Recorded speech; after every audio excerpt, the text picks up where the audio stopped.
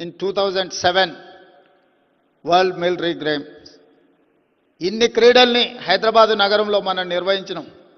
ఈరోజు గచ్చిబౌలి ప్రాంతం అభివృద్ధి చెందింది అంటే అక్కడ క్రీడా మైదానాలు ఉండడం వల్లనే. కానీ మధ్యలో ఒక 10-15 సంవత్సరాలు ప్రభుత్వాలు నిర్లక్ష్యం వహించడం వల్ల ఈరోజు ఆ క్రీడా మైదానాలు అన్నీ కూడా పెళ్ళిళ్ళు చేసుకునే ఫంక్షన్ హాల్స్గా మారిపోయినాయి, లేదా ప్రైవేట్ పార్టీలు ఇచ్చుకునే సన్బర్న్ పార్టీలు ఇచ్చే వేదికలుగా మారినాయి. ఈ విధానానికి స్వస్తి పలకాలని ఒక స్పష్టమైన క్రీడా విధానాన్ని, స్పోర్ట్స్ యూనివర్సిటీ, స్పోర్ట్స్ అకాడమీలను ప్రోత్సహించాలని మొన్న జరిగిన ఒలింపిక్స్ గేమ్స్ చూసిన తర్వాత స్పష్టంగా నేను నిర్ణయించుకున్నా. 140 కోట్ల జనాభా ఉన్న ఈ దేశం మొన్న జరిగిన ఒలింపిక్స్లో ఒక గోల్డ్ మెడల్ కూడా తెచ్చుకోలేకపోవడం అంటే నిజంగా ఈ దేశానికి మన జాతికే ఒక అవమానము అని చెప్పి నేను భావిస్తున్నా. ఒలింపిక్స్లో మొన్న జరిగిన మొదటి 20 దేశాలలో కాదు, భారతదేశం యొక్క స్థానం 71. మరి ప్రపంచంతోనే పోటీ పడాలనుకుంటున్న భారతదేశం క్రీడలలో ఒలింపిక్ 71వ స్థానము ఒలింపిక్స్లో అంటే మనందరం వేదిక మీద ఉన్నవాళ్లే కాదు, ఇక్కడున్న క్రీడాకారులు, క్రీడా అభిమానులు అందరూ కూడా ఆలోచన చేయాలి. అందుకే సౌత్ కొరియన్ స్పోర్ట్స్ యూనివర్సిటీ నేను విజిట్ చేసిన. ఒలింపిక్స్లో 32 గోల్డ్ మెడల్స్ తీసుకొస్తే 16 gold medal only south Korean sports యూనివర్సిటీలో క్రీడాకారులు సాధించడం జరిగింది. ఆ sports university hardly the campus is only 30 acres. One of the girl I have met, she has achieved 3 gold medals in archery. ఒక అమ్మాయి ఒక యూనివర్సిటీలో 3 గోల్డ్ మెడల్స్ సాధిస్తే భారతదేశం మొత్తం కలిసి ఒక గోల్డ్ మెడల్ సాధించలేకపోయినాం. నిజంగా మనందరం ఆలోచన చేయాలి. అందుకే దేశంలో నూతన విధానాన్ని ప్రవేశపెట్టాలి. దేశం అభివృద్ధి చెందాలి. ఒక బలమైన ఆర్థిక వ్యవస్థగా ఎదుగుతున్న ఈ దేశం ఒక బలమైన క్రీడలకు వేదిక కావాలి అని మా ప్రభుత్వం ఆలోచన చేసింది.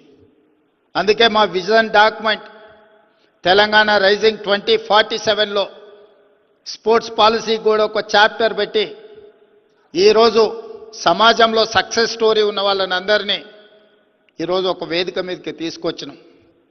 వాళ్ళ అనుభవమే కాదు, వాళ్ళకున్న ఆర్థిక వెసులుబాటుతనాన్ని కూడా గ్రామీణ ప్రాంతాలలో ఉన్న క్రీడాకారులను ప్రోత్సహించడానికి వాళ్ళు వినియోగిస్తారని, వాళ్ళ వైపు నుంచి మద్దతు ఉంటుందని ఈరోజు వాళ్ళందరినీ కూడా సగర్వంగా ఈ వేదిక మీద కూర్చోబెట్టి తెలంగాణ రాష్ట్ర ప్రభుత్వం వాళ్ళను గౌరవిస్తుంది.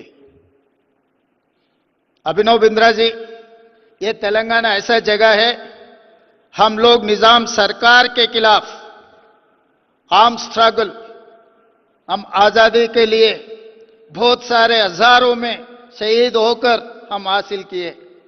उसके बाद कंबाइंड स्टेट में तेलंगाना जनता को, तेलंगाना युवता खासकर एम्प्लॉयमेंट एजुकेशन में कुछ नुकसान हो रहा है. वो नुकसान को खत्म करने के लिए हम लोग लड़कर हासिल किए तेलंगाना राज्य ने. आज के तारीख में 1956 जो ओलंपिक्स फुटबॉल 4th प्लेस जो आया, उसमें हैदराबाद से 9 खिलाड़ी फुटबॉल में पार्टिसिपेट किए. क्रिकेट मोहम्मद अजहरुद्दीन के बारे में मैं ज्यादा बोलने का जरूरी नहीं है. VVS लक्ष्मण, आज के तारीख में मोहम्मद सिराजुद्दीन, निकत जरीन, दीप्ति जुवांगे, पैरा ओलंपिक्स, सब सारे क्रिकेट प्लेयर, क्रिकेट से लेकर अलग अलग स्पोर्ट्स में हमारे लोग तरक्की किए. इतिहास है, 2002 में नेशनल गेम्स हैदराबाद शहर ने होस्ट किए. 2003 कॉमनवेल्थ, 2003 दूसरा गेम्स हम लोग स्पॉन्सर किए 2007 वर्ल्ड मिलिट्री गेम्स हम लोग स्पॉन्सर किए हैदराबाद में।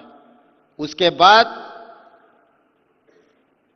ये राज्य ने रास्ता भूल गए, इसीलिए जो रास्ता भूल गए सरकार ने अभी नया रास्ता के लिए ढूंढ रहा है। इसीलिए वो रास्ता में स्पोर्ट्स पॉलिसी बनाने के लिए हम लोग पब्लिक प्राइवेट पार्टनरशिप में नया young India sports university, young India sports academy, ये दो पढ़ने के लिए सर्टिफिकेट के लिए स्पोर्ट्स यूनिवर्सिटी, ट्रेनिंग के लिए स्पोर्ट्स एकेडमी।